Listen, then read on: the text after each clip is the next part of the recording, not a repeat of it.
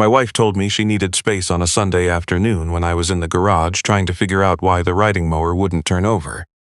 She came out through the side door, and I heard her behind me, and I turned around, and something about the way she was standing told me this wasn't about the mower.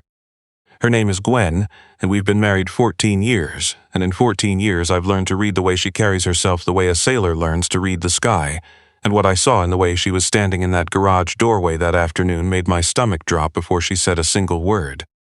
She said quietly and carefully, "Eric, I think I need some space. I need you to go stay with Sam for a few days." She wasn't looking at me. She was looking at a point somewhere past my left shoulder, and her voice was flat and controlled in a way I had never heard from her before, a deliberate flatness, and that was the thing that scared me most. I'm going to tell you exactly what I thought, because I think it's important to be honest about how completely wrong I was. I thought 14 years, and this is how it ends, in a garage on a Sunday with motor oil on my hands. I thought about every argument we'd had in the past year. I cataloged them. I thought about whether I'd been distant, whether she'd been unhappy, whether I'd missed some turning point I should have seen. I ran through the whole terrible inventory in about 10 seconds and landed on the conclusion that my marriage was dying on a Sunday afternoon in our garage in Knoxville, Tennessee.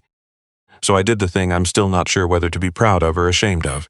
I didn't argue. I looked at her face the way she still wasn't quite looking at me, and I said, "Okay, if that's what you need." And I went inside and packed a bag and came back out, and she was in the kitchen by then, standing at the counter with her back to me, and I said, "I love you, Gwen." And she said, "I know, Eric, go." And I left. I drove 40 minutes to my brother Sam's place in Maryville, and I sat in his guest room that night on top of the comforter with my shoes still on, and I grieved my marriage. And I was so deep inside my own hurt that there was exactly one question I should have been asking, one question that should have been obvious, and I never once thought to ask it. The question was, why wouldn't she look at me? I found out at 12:17 in the morning when my phone rang, and it was my neighbor Pete, and Pete is not a man who gets shaken. Pete's a Marine, did 2 tours, runs a concrete business, the kind of man who delivers bad news by just saying it directly and letting you absorb it. And when I picked up, Pete's voice was not direct. Pete's voice was shaking. He said, "Eric, there are police at your house, a lot of them. I don't know what happened, but you need to come home right now." I don't fully remember the drive back. I remember I was still wearing the sweatshirt I'd packed in a hurry. I remember calling Gwen's phone 3 times and getting voicemail each time. I remember running a red light at the intersection by the Walgreens and not caring. I remember turning onto our street and seeing it.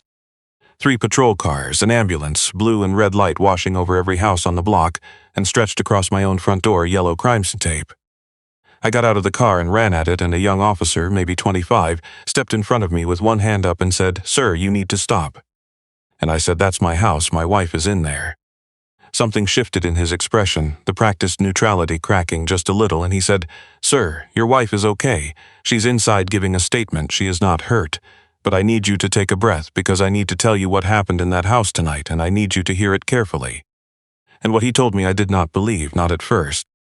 He said, "There was a break-in. A man entered your home armed. Your wife was here. She contained the situation and called us. The intruder is in custody." I stood there in the flashing lights on my own street and could not make those words form a picture I recognized. A break-in, armed. My wife contained it. None of it fit inside any frame I had for who my wife was and what she was capable of. That is the thing I most need to tell you about. Not what happened that night, but why I couldn't picture it. Because the reason I couldn't picture it is a failure I had been committing quietly and steadily for 14 years, and it almost got me killed. But first, let me tell you about the man who came to my house. His name was Todd Fenwick, and 4 years ago he was my business partner. We co-owned a home renovation company, mid-sized, decent reputation, solid contracts mostly in the Knoxville suburbs. I'd known Todd going on 8 years before the partnership, considered him a friend, trusted him the way you trust someone you've worked beside through the unglamorous daily grind of running a small business together. Then, about 18 months ago, I started noticing things, numbers that didn't add up, subcontractor invoices that seemed inflated in ways that were hard to explain.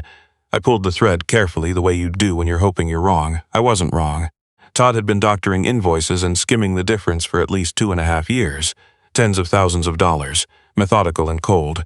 And when I confronted him, the man I thought I knew simply vacated his own eyes and something else looked out at me. I did what you're supposed to do. I dissolved the partnership. I reported it. I cooperated fully. Todd was charged with wire fraud and business fraud, and I believed at the time that I had handled it cleanly, that I'd done the right thing, and that an ugly chapter was closed. What I did not understand was Todd's capacity for blame. Losing the business and facing charges did not make him ashamed, it made him furious, and it made him certain, absolutely certain in the way unstable men get certain that I had done this to him, not his own theft, me. The threat started small, a voicemail, crude and slurred, that I reported and deleted, a message relayed through a mutual acquaintance, "Tell Eric he's going to regret what he did." I reported that too. The police noted it. And then they told me something that I have since learned is the hardest truth about threats. Unless a man acts, a threat is just words. The police cannot post an officer at your door because someone left you an ugly voicemail. "Let us know if anything escalates," they said. Which is police for, you're on your own until something actually happens. So I told myself Todd was all talk. I told myself men like that make noise and then fade. I wanted it to be true, so I decided it was true, and I went back to my ordinary life and I stopped thinking about Todd Fenwick. My wife did not stop thinking about Todd Fenwick. And here is where I have to tell you about Gwen, the real version. The version I should have been able to tell you at any point in the past 14 years but couldn't, because I had spent 14 years quietly, comfortably, making her smaller in my mind than she actually was. Gwen has been a licensed psychiatric nurse for 15 years. She works in the acute psychiatric unit at a regional medical center, the kind of ward that handles involuntary holds and severe crisis cases, the kind of work that requires a specific set of skills most people spend their whole lives without ever needing or developing. She is very good at it. I knew this. Of course I knew this. And for the past 10 years, in addition to her hospital work, Gwen has taught crisis de-escalation seminars at the community college, at a downtown training center, and twice a year for a cohort of local law enforcement. What that means, if you're not familiar, Gwen teaches people how to talk someone out of violence, how to read the behavioral signals that come before an explosive event, how to use language, tone, positioning, and presence to redirect a person who is escalating toward harm before the situation ever becomes physical. She has trained hundreds of people in this: police officers, social workers, ER nurses, school counselors. And do you know how I described what my wife did when someone asked at a cookout or a work dinner? She does some kind of crisis seminar thing, workshops, trainings, she's good at it. Some kind of crisis seminar thing, 10 years, hundreds of students, law enforcement certification. I turned it into a vague clause in a sentence and moved on to talking about something else. Because I had, without ever deciding to, filed the most professionally skilled person I shared a house with under Gwen's work stuff and stopped examining it. I want to tell you why that happens, because I don't think I'm unusual. I think it happens in a lot of marriages, maybe most long ones, and I think it happens quietly enough that you never notice until something shatters the glass. When Gwen and I were first together, I was captivated by her competence. We were at a fundraiser in our second year of dating when a man at one of the tables started having what looked like a breakdown, loud and frightened and impossible to manage, and I watched my girlfriend walk across the room and handle it in a way that stopped me cold. She didn't rush. She didn't match his energy. She moved to him, crouched to his eye level, spoke quietly and specifically, and in about 3 minutes had that man's breathing slowed and his hands unclenched. The paramedics arrived and there was almost nothing left for them to do. I told that story for probably the first 2 years we were together. You should have seen Gwen at that fundraiser. You should have seen what she did. And then the way these things go, I stopped telling it. It became a charming early memory rather than a demonstration of who she actually was.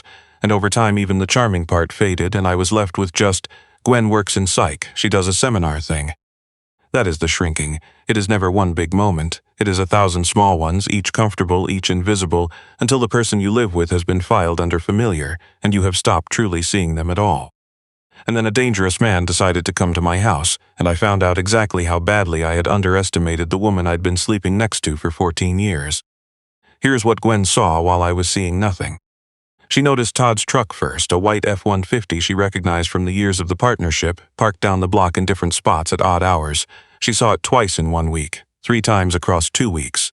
She didn't say anything immediately, because she was watching, and because she knows better than anyone that a pattern requires more than one data point. Gwen teaches her students something before she teaches them anything else. She teaches them that the danger you survive is almost always the one you saw coming, that violence is rarely the sudden bolt from nowhere the movies make it look like. There is almost always a before, a period of surveillance and routine mapping and testing that any trained observer can detect if they're paying attention. Her whole professional life has been built around teaching people to detect the before. She was detecting the before.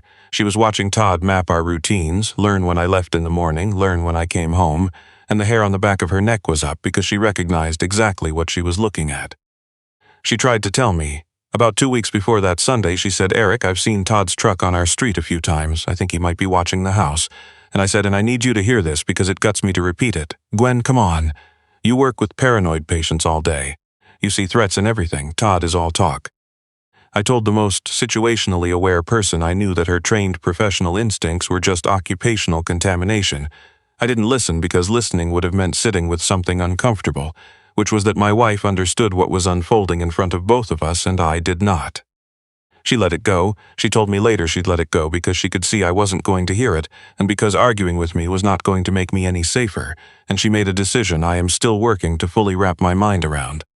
She decided that if I wouldn't take the threat seriously, and the police couldn't act until Todd did something, she was going to have to control the situation herself, and she was going to have to do it without me in the house, because she knew me. She knew that if she said, "Eric, I think Todd is coming tonight," I wouldn't leave. I'd insist on staying. I'd try to handle it the way ordinary untrained bad-knee men try to handle things, and I'd be a liability, someone she'd have to protect instead of a danger she could manage cleanly. She had run the scenario the way she teaches her students to run scenarios, and the single most important variable in her calculation was getting me out of that house without me understanding why, because understanding why would have made me stay, and staying would have made things worse.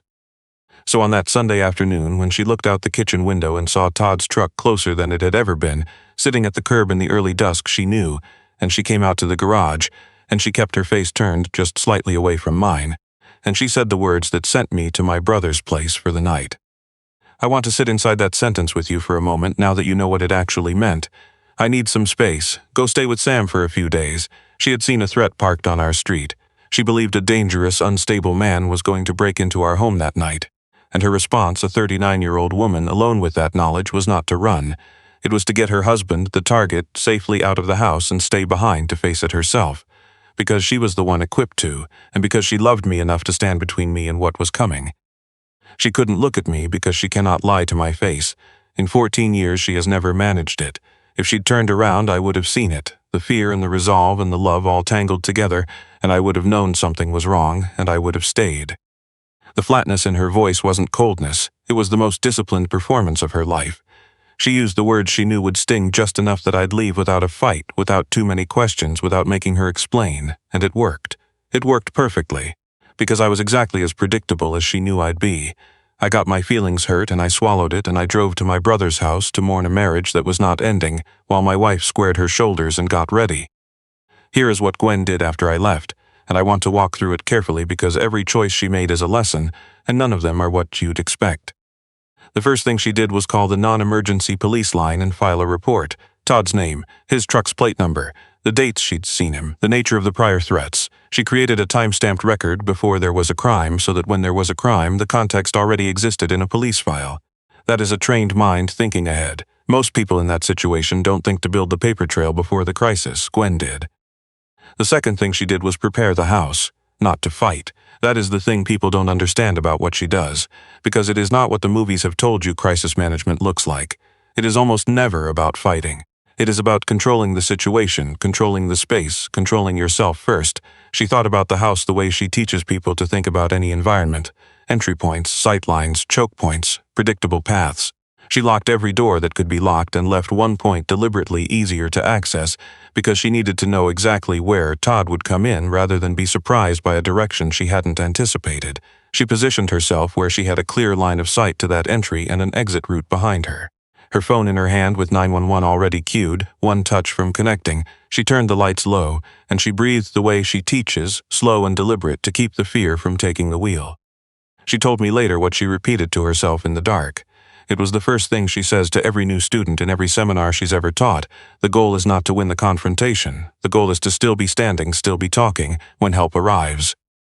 Todd came through the side garage door at 11:48. He'd cut the lock. The police found on him a telescoping steel baton, a length of zip ties, and a loaded .38 revolver. I have to stop on that. A baton, zip ties, and a loaded gun. That is not someone who came to break a window and scare me.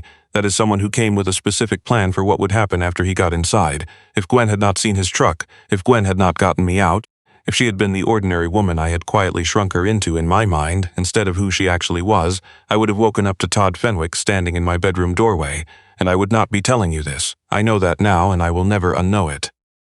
But Gwen had seen the truck and Gwen had gotten me out, and Todd Fenwick did not walk into a house with a sleeping, oblivious man in it. He walked into a house with my wife in it. She did not confront him at the door. She let him move through the garage into the house toward where he expected to find me, and she did what she had trained a decade of students to do. The moment he was inside, she pressed the button, connected the 911 call she had queued, set the phone face up on the counter so the dispatcher could hear everything, and she spoke.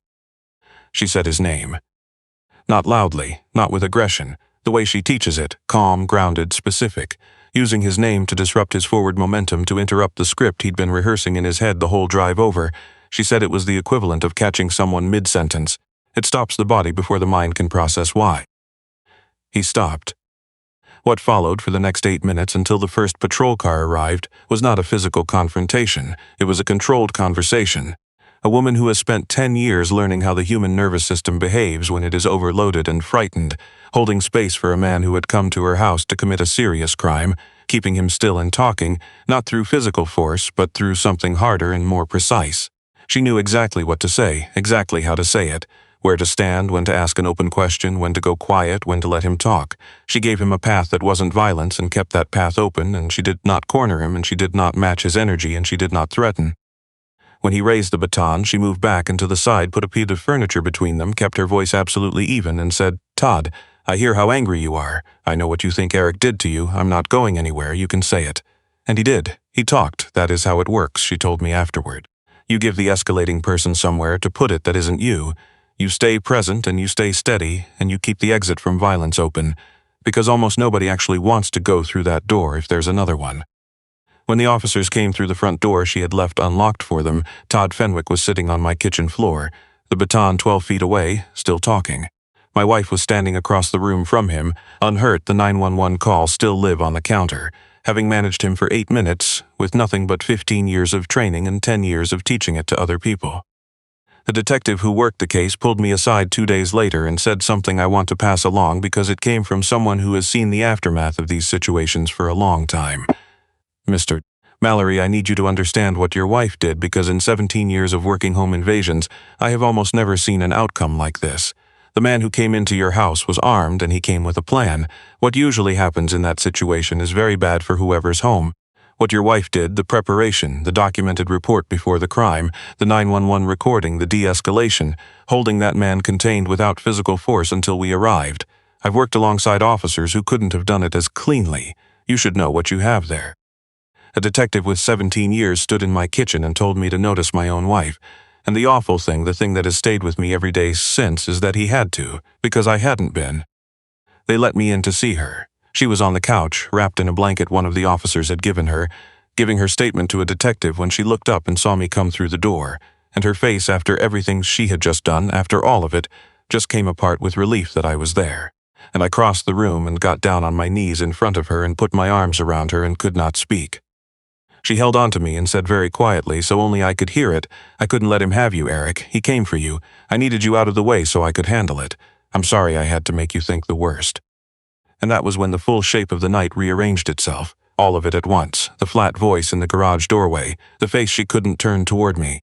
I need some space. Every hurt I had been nursing at Sam's house, the quiet devastation of a man who thought his marriage was cracking open, became something else entirely. It became the sound of my wife standing between me and the thing that was coming, using every skill I had spent 14 years declining to truly see. I knelt on my own kitchen floor and wept, a few feet from where Todd Fenwick had finally sat down and run out of steam, and not only from relief, I wept because I had been married to greatness and calling it a seminar thing. The days after were quiet and careful. Todd was charged on multiple counts, breaking and entering, aggravated assault, criminal threatening, illegal carry of a firearm. With Gwen's recorded 911 call and the documented report she'd filed before he ever touched our door, the case was as clean as these things get. She had been disciplined enough, even inside her own terror, to build the evidence while she was surviving the crime. Because she was shaken. I want to say that clearly for anyone who thinks that strength means not being affected. Gwen had trained for a moment she hoped would never come, and then it came, and she rose to it completely, and then she had to live with what that felt like, which was not simple and not clean. She didn't sleep well for weeks. She'd lie there and her hands would start to tremble, quiet and small, and I'd feel it through the mattress. I finally got to be useful, not by protecting her. She had made permanently, abundantly clear which one of us did the protecting. But by being there, by asking real questions instead of reassuring ones, by sitting with her in the parts that weren't resolved yet instead of trying to tell her they were. She was brave and she was shaken, and both things were true, and she needed someone to let both things be true at the same time without rushing her past them. We talked more in those 3 weeks than we had in probably the past 3 years combined, and in one of those late conversations I finally said the thing I most needed to say. I apologized for shrinking her.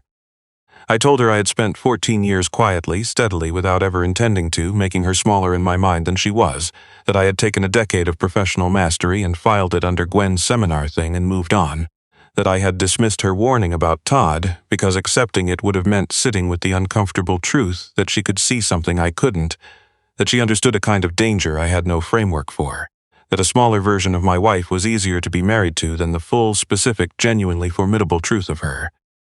She forgave me the way she forgives things, which is entirely and without ceremony, and then she said something I think about every single day since. She said, "Eric, you didn't dismiss my work. You stopped being curious about it. There's a difference, but it matters. When we were first together, you asked me about what I did all the time. You wanted to understand it. At some point you decided you already knew, and you stopped asking. And when you stopped asking, I stopped explaining. That's how it happens in long marriages. It's not a fight, it's not a decision.